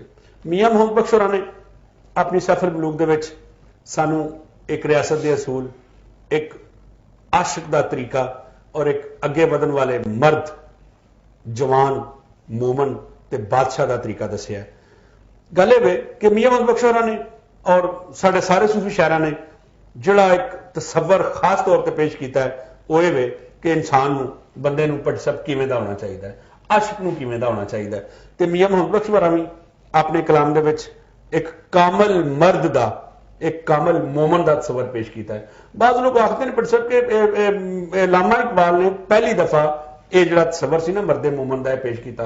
ਹਾਲਾਂਕਿ 1907 ਦੇ ਵਿੱਚ 1830 ਤੋਂ ਲੈ ਕੇ ਬਾਜ਼ ਲੋਕ ਆਖਦੇ ਨੇ ਔਰ 1800 ਦੇ ਕੁਝ ਦੇ ਵਿੱਚ ਇਹਨਾਂ ਦੀ ਕਿਤਾਬ ਜਿਹੜੀ ਹੈ ਛਪ ਚੁੱਕੀ ਸੀ। 62 ਦੇ ਵਿੱਚ ਇਹ ਕਿਤਾਬ ਛਪ ਚੁੱਕੀ ਸੀ। ਬਾਜ਼ ਨਕਾਦ ਆਖਦੇ ਨੇ ਕਿ ਲੱਗਦਾ ਹੈ ਕਿ ਮੀਆਂ ਮੁਹੰਮਦ ਬਖਸ਼ ਦੀ ਤੇ ਲਾਮਾ ਇਕਬਾਲ ਦੀ ਕਿਧਰੇ ਮੁਲਾਕਾਤ ਵੀ ਸ਼ਾਇਦ ਹੋਈ ਹੋਵੇ, ਜਾਂ ਲਾਮਾ ਇਕਬਾਲ ਨੇ ਉਹ ਵਿਚਾਰ ਜਿਹੜੇ ਨੇ ਸੁਣੇ ਹੋਣ ਜਾਂ ਪੜ੍ਹੇ, ਦੋਵੇਂ ਕਸ਼ਮੀਰ ਦੇ ਹਨ ਜੀ। ਉੱਤੇ ਇਹ ਮੁਮਕਿਨ ਵੀ ਹੋ ਸਕਦਾ। ਮੁਮਕਿਨਾਤ ਹੈ। ਸਾਡੇ ਇੱਕ ਪ੍ਰੋਫੈਸਰ ਆਸਿਫ ਚੱਠਾ ਸਾਹਿਬ ਨੇ, ਮੈਂ ਇੱਕ ਕਿਤਾਬ ਤਰਤੀਬ ਦਿੱਤੀ ਸੀ, ਉਹਦਾ ਨਾਂ ਸੀ ਦਿਲਬਰ ਆਪਣੇ ਦੀ ਗੱਲ ਕਰੀਏ। ਉਹਦੇ ਵਿੱਚ ਉਹਨਾਂ ਨੇ ਗੱਲ ਵੱਲ ਥੋੜਾ ਜਿਹਾ ਇਸ਼ਾਰਾ ਵੀ ਕੀਤਾ ਹੈ। ਤੇ ਅਜੋਕੇ ਸਮੇਂ ਦੇ ਵਿੱਚ ਚੌਧਰੀ ਮੁਹੰਮਦ ਇਸਮਾਇਲ ਚੇਚੀ ਦਾ ਨਾਂ ਲੈਣਾ ਮੇਰਾ ਖਿਆਲ ਹੈ ਕਿ ਖਿਆਨਤ ਹੋਏਗੀ, ਅਦਬੀ ਖਿਆਨਤ ਹੋਏਗੀ। ਉਹਨਾਂ ਨੇ 5-6 ਵਰਿਆਂ ਦੀ ਮਿਹਨਤ ਤੋਂ ਬਾਅਦ ਸੈਫੁਲ ਮਲੂਕ ਨੂੰ ਸੋਧਿਆ, ਉਹਦੀਆਂ ਗਲਤੀਆਂ ਦੂਰ ਕੀਤੀਆਂ ਨੇ। ਲੋਕਾਂ ਨੇ ਜਿਹੜੇ ਅੱਡੋ ਅੱਡ ਆਪਣੇ ਕੋਲੋਂ ਮਿਸਰੇ ਪਾ ਕੇ, ਲਫ਼ਜ਼ ਪਾ ਕੇ, ਨਿੱਕੀਆਂ ਨਿੱਕੀਆਂ ਚੀਜ਼ਾਂ ਪਾ ਕੇ ਸ਼ੇਰਾਂ ਦਾ ਹੁਲੀਆ ਵਿਗਾੜਿਆ ਸੀ, ਉਹਨਾਂ ਨੇ ਠੀਕ ਕੀਤਾ ਔਰ ਉਸ ਕਿਤਾਬ ਨੂੰ ਆਜ਼ਾਦ ਕਸ਼ਮੀਰ ਵਾਲਿਆਂ ਵੀ ਛਾਪਿਆ ਔਰ ਪੰਜਾਬੀ ਦੇ ਵੱਡੇ ਅਦਾਰੇ ਪਿਲਾਕ ਦੀ ਡਾਕਟਰ ਸੁਗਰਾ ਸਦਫ ਨੇ ਵੀ ਛਾਪਿਆ। ਯਾਨੀ ਕਿ ਇਸਮਾਇਲ ਚੇਚੀ ਦੇ ਕੰਮ ਨੂੰ ਸਰਾਇਆ ਔਰ ਇਸਮਾਇਲ ਚੇਚੀ ਸਾਹਿਬ ਦੇ ਕੰਮ ਨੂੰ ਮੇਰਾ ਖਿਆਲ ਹੈ ਕਿ ਅਜੇ ਤੱਕ ਕਿਸੇ ਨਿੰਦਿਆ ਨਹੀਂ, ਨਾ ਹੀ ਨਿੰਦਿਆ ਜਾ ਸਕਦਾ। ਉਹਨਾਂ ਦੀ 5-6 ਸਾਲਾਂ ਦੀ ਬੜੀ ਸੋਹਣੀ ਤੇ ਬੜੀ ਵੱਡੀ ਮਿਹਨਤ ਹੈ। ਅਸੀਂ ਗੱਲ ਕਰ ਰਹੇ ਹਾਂ ਮੀਆਂ ਮੁਹੰਮਦ ਬਖਸ਼ ਨੇ ਆਪਣੀ ਸੈਫੁਲ ਮਲੂਕ ਦੇ ਵਿੱਚ ਆਖਿਆ ਹੈ ਕਿ ਮੁਰਸ਼ਦ ਦੇ ਦਰਬਾਰ ਮੁਹੰਮਦ ਨੂੰ ਹੁਕਮ ਲਾਈਏ ਚੌਕਾਂ, ਯਾਨੀ ਕਿ ਨਵੇਂ ਨਵੇਂ ਨਾ ਯਾਰ ਬਣਾਈਏ ਵਾਂਗ ਕਮੀਨੇ ਲੋਕਾਂ ਤੇ ਮੁਰਸ਼ਦ ਦੇ ਦਰਬਾਰ ਮੁਹੰਮਦ ਮੁਹਕਮ ਲਾਈਏ ਚੌਕਾਂ। ਹੁਣ ਮੁਰਸ਼ਦ ਕੌਣ ਹੈ? ਮੀਆਂ ਮੁਹੰਮਦ ਬਖਸ਼ ਨੇ ਤੋਂ ਇਲਾਵਾ ਸੁਲਤਾਨ ਬਾਹੂ ਨੇ ਵੀ ਆਪਣੀ ਸ਼ਾਇਰੀ ਦੇ ਵਿੱਚ ਇਸ ਗੱਲ ਦੀ ਦੱਸਿਆ ਹੈ ਕਿ ਮੁਰਸ਼ਦ ਕੌਣ ਹੈ ਜਿਹੜਾ ਰੱਤੀ ਮੈਲ ਨਾ ਛੋੜੇ, ਯਾਨੀ ਕਿ ਤੁਹਾਨੂੰ ਇੱਕ ਚਾਨਣ ਦਾ ਰਾਹ ਵਿਖਾਵੇ ਤੇ ਦੱਸੇ। ਫਿਰ ਦੂਜੇ ਪਾਸੇ ਆਖਦੇ ਨੇ ਕਿ ਮੁਰਸ਼ਦ ਹੋਵੇ ਜਾਂ ਇੱਕ ਮਰਦੇ ਕਾਮਲ ਹੋਵੇ ਜਿਹੜਾ ਲਾਲ ਬਣਾਉਣ ਪੱਥਰ ਦਾ, ਜਿਹੜੇ ਪੱਥਰੋਂ ਲਾਲ ਬਣਾ ਦਿੰਦੇ ਨੇ। ਤੁਹਾਡਾ ਕੀ ਖਿਆਲ ਹੈ ਮੀਆਂ ਮੁਹੰਮਦ ਬਖਸ਼ ਨੇ ਆਪਣੀ ਸੈਫੁਲ ਮਲੂਕ ਦੇ ਵਿੱਚ ਇੱਕ ਤਰਤੀਬ ਦੇ ਨਾਲ ਜਾਂ ਥਾਈਂ ਜਾਂ ਸੈਫੁਲ ਮਲੂਕ ਨੂੰ ਜਾਂ ਕਿਸੇ ਵੀ ਇੱਕ ਕਿਰਦਾਰ ਨੂੰ ਮਰਦੇ ਮੂਮਨ ਦੇ ਤੌਰ ਤੇ ਪੇਸ਼ ਕੀਤਾ ਹੈ ਜਾਂ ਸਿਰਫ ਵਿਚਾਰ ਪੇਸ਼ ਕੀਤੇ ਨੇ ਕਿ ਮਰਦੇ ਮੂਮਨ ਨੂੰ ਜਾਂ ਕਾਮਲ ਮਰਦ ਨੂੰ ਜਾਂ ਕਾਮਲ ਮੂਮਨ ਨੂੰ ਜਾਂ ਮੂਮਨ ਨੂੰ ਇੰਜ ਦਾ ਹੋਣਾ ਚਾਹੀਦਾ? ਤੁਸੀਂ ਆਪਣੇ ਸੁਣਨ ਵਾਲੇ ਨੂੰ ਇਸ ਬਾਰੇ ਨਾਲ ਕੀ ਆਖੋਗੇ? ਜੀ ਗੱਲ ਇਸ ਤਰ੍ਹਾਂ ਜੀ ਕਿ ਮੀਆਂ ਸਾਹਿਬ ਨੇ ਮਰਦੇ ਕਾਮਲ ਦੇ ਪਹਿਲਾਂ ਤੇ ਔਸਾਫ ਵੀ ਬਿਆਨ ਕੀਤੇ ਨੇ ਜੀ, ਕਾਮਲ ਮਰਦ ਫਿਰ ਮਰਦਾਨੇ ਕਾਮਲ ਦੀ ਤਰਫ ਕਿਧਰੇ ਕਿਧਰੇ ਇਸ਼ਾਰਾ ਵੀ ਕੀਤਾ ਜੀ, ਠੀਕ ਹੋ ਗਿਆ ਜੀ। ਔਰ ਔਸਾਫ ਦੱਸਦੇ ਇਸ ਤਰ੍ਹਾਂ ਕਿ ਤੁਸੀਂ ਜ਼ਿਕਰ ਕੀਤਾ ਕਿ ਲਾਲ ਬਨਾਨ ਪੱਥਰ ਦਾ, ਤੇ ਨਾਲੇ ਉਹ ਕਹਿੰਦੇ ਨੇ ਕਿ ਜਿਹੜਾ ਮਰਦੇ ਕਾਮਿਲ ਹੈ ਉਹ ਹਰ ਵੇਲੇ ਵਿੱਚ ਮੌਜੂਦ ਹੁੰਦਾ ਜੀ, ਜਿਹੜਾ ਉਸ ਵੇਲੇ ਦੇ ਦੁੱਖ ਦਰਦਾਂ ਨੂੰ ਖਤਮ ਕਰਦਾ ਹੈ ਔਰ ਉਹਦੀ ਜ਼ਾਤ ਦੇ ਅੰਦਰ ਇੱਕ ਇਤਦਾਲ ਹੁੰਦਾ ਹੈ ਜੀ, ਦੀਨ ਔਰ ਦੁਨੀਆ ਨੂੰ ਨਾਲ ਲੈ ਕੇ ਚੱਲਦਾ ਹੈ ਔਰ ਇੱਕ ਸਿਸਟਮ ਦੀ ਗੱਲ ਕਰਦਾ ਹੈ ਔਰ ਉਹੀ ਮਰਦੇ ਕਾਮਿਲ ਹੁੰਦਾ ਹੈ, ਕੋਈ ਸ਼ੱਕ ਨਹੀਂ। ਤੇ ਉਹ ਹਰ ਮੁਸ਼ਕਲ ਨੂੰ ਹੱਲ ਕਰਦਾ, ਜਿਸ ਤਰ੍ਹਾਂ ਕਿ ਮੀਆਂ ਸਾਹਿਬ ਫਰਮਾਉਂਦੇ ਹਰ ਮੁਸ਼ਕਲ ਦੀ ਕੁੰਜੀ ਯਾਰੋ ਮਰਦਾਂ ਦੇ ਹੱਥ ਆਈ, ਮਰਦ ਦੁਆ ਕਰਨ ਜਿਸ ਵੇਲੇ ਮੁਸ਼ਕਲ ਰਹੇ ਨਾ ਕਾਈ, ਕੀ ਬਾਤ ਹੈ। ਕਲਮ ਰਬਾਨੀ ਹੱਥ ਵਲੀ ਦੇ ਲਿਖੇ ਜੋ ਮਨ ਭਾਵੇ, ਵਾਹ। ਮਰਦੇ ਨੂੰ ਰੱਬ ਕੁਵਤ ਬਖਸ਼ੀ ਲਿਖੇ ਲੇਖ ਮਟਾਵੇ। ਦੋ ਚੀਜ਼ਾਂ, ਇੱਕ ਤੇ ਆਪਣੀ ਮਰਜ਼ੀ ਦੀ ਤਕਦੀਰ ਲਿਖਦਾ ਹੈ, ਠੀਕ ਹੋ, ਯਾਨੀ ਇਹ ਜਿਹੜੇ ਤਸਵਰਾਤ ਸਾਡੇ ਮੁਆਸ਼ਰੇ ਦੇ ਅੰਦਰ ਪਾਏ ਜਾਂਦੇ ਨੇ।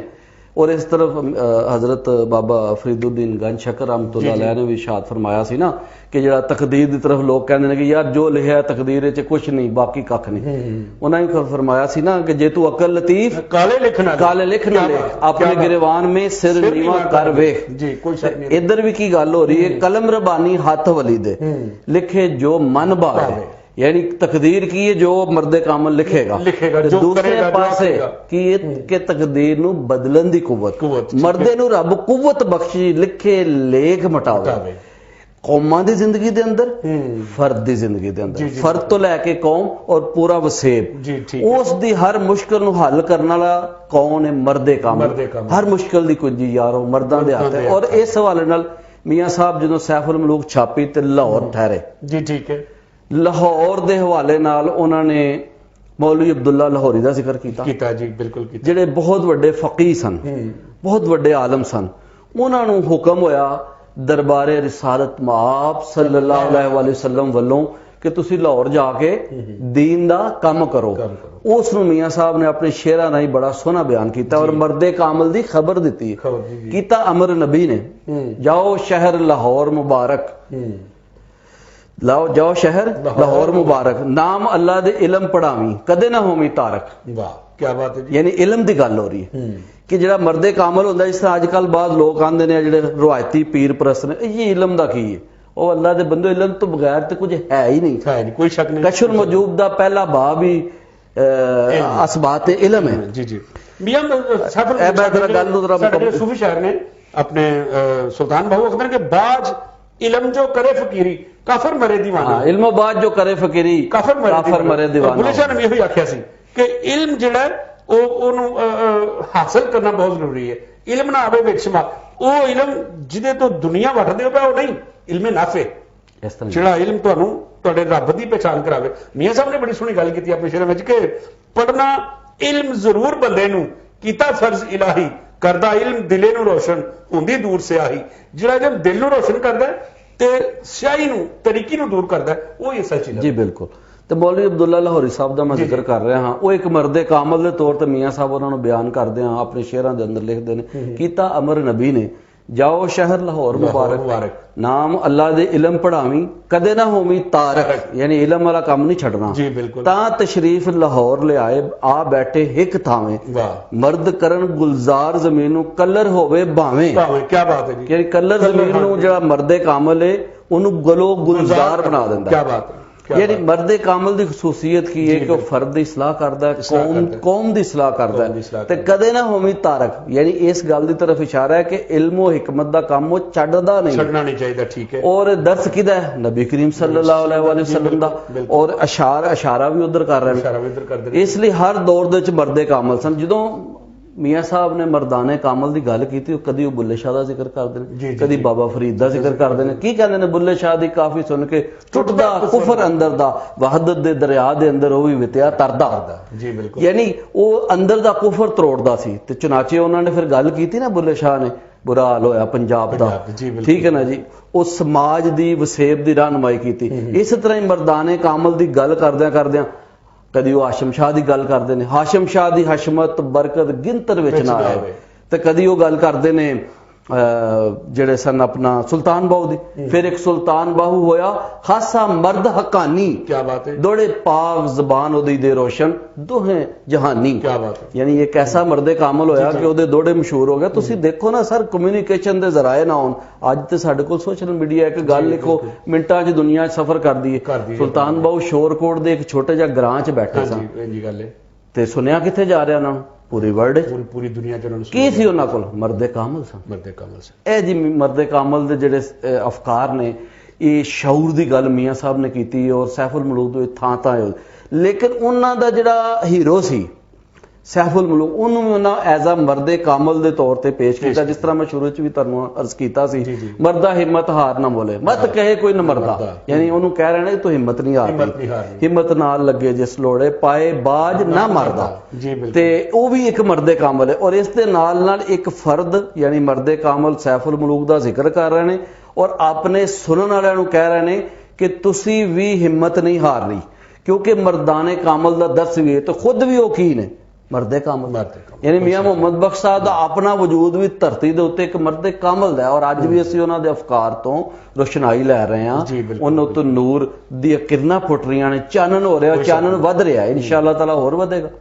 ਮੀਆਂ ਮੁਹੰਮਦ ਬਖਸ਼ ਨੇ ਆਪਣੀ ਸੈਫੁਲ ਮਲੂਕ ਦੇ ਵਿੱਚ ਇਖਲਾਕੀਆਤ ਦੀ ਗੱਲ ਕੀਤੀ, ਇਸ਼ਕ ਦੀ ਗੱਲ ਕੀਤੀ, ਅਮਨ, ਸਕੂਨ, ਸੁੱਖ, ਮੁਹੱਬਤ ਤੇ ਪਿਆਰ ਦੀ ਗੱਲ ਕੀਤੀ। ਉਹਨਾਂ ਨੇ ਇਹ ਦੱਸਿਆ ਕਿ ਜਿਸ ਦਿਲ ਅੰਦਰ ਇਸ਼ਕ ਨਾ ਰਚਿਆ ਕੁੱਤੇ ਉਸ ਦੀ ਚੰਗੇ, ਮਾਲਕ ਦੇ ਦਰ ਰਾਖੀ ਕਰਦੇ ਸਾਬਰ ਭੁੱਖੇ ਨੰਗੇ। ਉਹਨਾਂ ਨੇ ਸਬਰ ਦੀ, ਕਨਾਤ ਦੀ ਤਾਲੀਮ ਦਿੱਤੀ। ਉਹਨਾਂ ਨੇ ਇਸਤਗਨਾ ਦੀ ਤਾਲੀਮ ਦਿੱਤੀ। ਇਸਤਗਨਾ ਕੀ ਹੈ? ਜੋ ਮਿਲ ਗਿਆ ਉਹਦੇ ਤੇ ਰੱਬ ਦਾ ਸ਼ੁਕਰ ਹੈ, ਤੇ ਜੋ ਨਹੀਂ ਮਿਲਿਆ ਉਹਦੇ ਤੇ ਵੀ ਸ਼ੁਕਰ ਹੈ। ਜੋ ਮਿਲ ਗਿਆ ਉਹਦੇ ਤੇ ਇਤਰਾਨਾ ਨਹੀਂ, ਫਖਰ ਨਹੀਂ ਕਰਨਾ, ਗਰੂਰ ਨਹੀਂ ਕਰਨਾ, ਤੇ ਜੋ ਨਹੀਂ ਮਿਲਿਆ ਉਹਦੇ ਤੇ ਵੀ ਰੱਬ ਦਾ ਸ਼ੁਕਰ ਹੈ। ਸੂਫੀਆਂ ਨੇ, ਦਰਵੇਸ਼ਾਂ ਨੇ, ਸਾਧੂਆਂ ਸੰਤਾਂ, ਸੂਫੀਆਂ, ਦਰਵੇਸ਼ਾਂ, ਫਕੀਰਾਂ, ਵਲੀਆਂ ਨੇ, ਅੱਲਾਹ ਦੇ ਲੋਕਾਂ ਨੇ ਤੇ ਮੋਮਨਾ ਨੇ, ਮਰਦੇ ਕਾਮਲਾਂ ਨੇ ਤੇ ਕਾਮਲ ਮੋਮਨਾ ਨੇ ਸਾਨੂੰ ਹਯਾਤੀ ਗੁਜ਼ਾਰਨ ਦੇ ਢੰਗ ਦੱਸੇ, ਤਰੀਕੇ ਦੱਸੇ। ਔਰ ਮੀਆਂ ਮੁਹੰਮਦ ਬਖਸ਼ ਨੇ ਆਪਣੀ ਸੈਫੁਲ ਮਲੂਕ ਦੇ ਵਿੱਚ ਸਾਨੂੰ ਇਹ ਵੀ ਦੱਸਿਆ ਕਿ ਜਿਸ ਦੇ ਸੀਨੇ ਦੇ ਵਿੱਚ ਦਰਦ ਹੋਏਗਾ, ਇਸ਼ਕ ਹੋਏਗਾ, ਉਹ ਜਾਗ ਸਵੇਲੇ ਰੋਸ਼ਨ। ਬੇਲੀਓ, ਤੁਸੀਂ ਮੀਆਂ ਮੁਹੰਮਦ ਬਖਸ਼ ਦੇ ਬਾਰੇ ਸਾਡੇ ਵਿਚਾਰ ਸੁਣੇ। ਅਗਲੇ ਪ੍ਰੋਗਰਾਮ 'ਚ ਫਿਰ ਹਾਜ਼ਰ ਹੋਵਾਂਗੇ। ਰੱਬ ਰਾਖਾ।